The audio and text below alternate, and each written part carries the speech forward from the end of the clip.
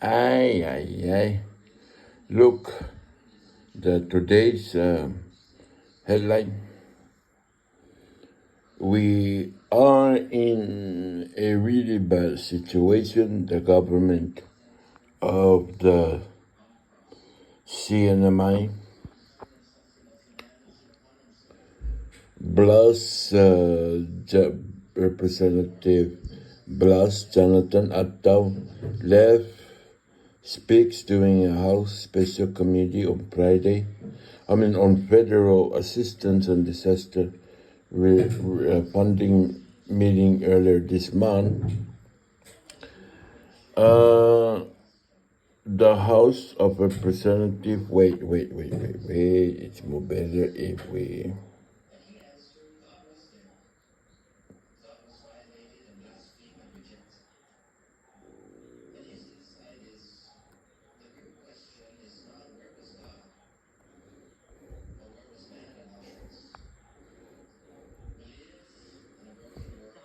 Representatives on Thursday unanimously passed House Bill 23-104 to prevent the reduction or suspension of 25% of the CNMI retirees' pension on April 15. All the 15 House members present voted to pass HB 23-104, which now goes to the Senate. Reps Roy Ada, Thomas John Manglona, John Paul Sablon, Ralph Hummel and Danita Yingjedme were absent. Under a settlement agreement approved by the District Court for the NMI, the CNMI government committed to pay at least 75% of the retirees' benefits. But since the Innes administration, the CNMI government has been voluntarily paying the 25% benefit of the retirees, which costs about $13 million a year. We are in a really bad financial situation, said Rep. Blas Jonathan Attaw, the author of HB 23-104, during a House session on Thursday. He told his colleagues that even though the governor has 100% reprogramming authority, the funds are depleting pretty quick, and on top of that they still need to satisfy the 25%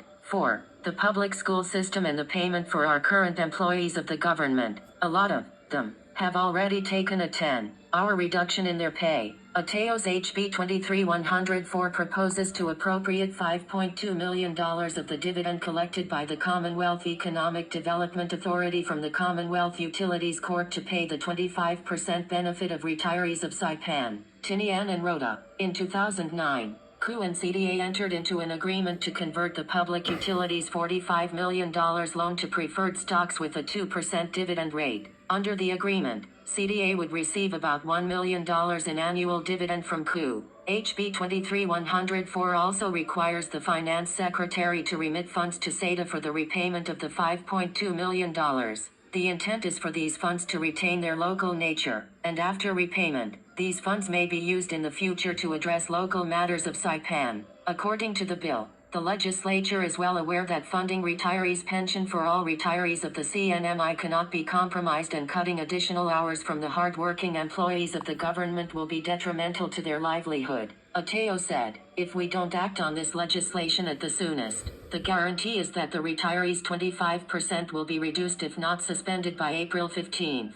That is why we need this legislation passed, and we hope that when it gets to the Senate, they would do the same thing, he added. He described HB 23-104 as an act of sacrifice by the Saipan and Northern Islands legislative delegation because the SEDA dividend from CU belongs to Saipan. But he said this sacrifice is needed to make sure all the retirees in the CNMI receive their full pension. Another band-aid. Rep. Vincent S. Alden said he doesn't like the bill, although he understands that it needed to be passed. He added that what he was about to say is probably political suicide, but I'll say it anyway. I would rather be sitting here being honest than not to bring up my true sentiment. He said the word sacrifice has been used up, chopped up, flipped all over the place, and it's completely overused. Alden said the bill offers a temporary solution, a band-aid solution. What are we going to do tomorrow? This thing is not going to last, he added. He said, the reason why we are in this predicament is our financial house is in complete disarray. There is no money, and we cannot keep the status quo as is.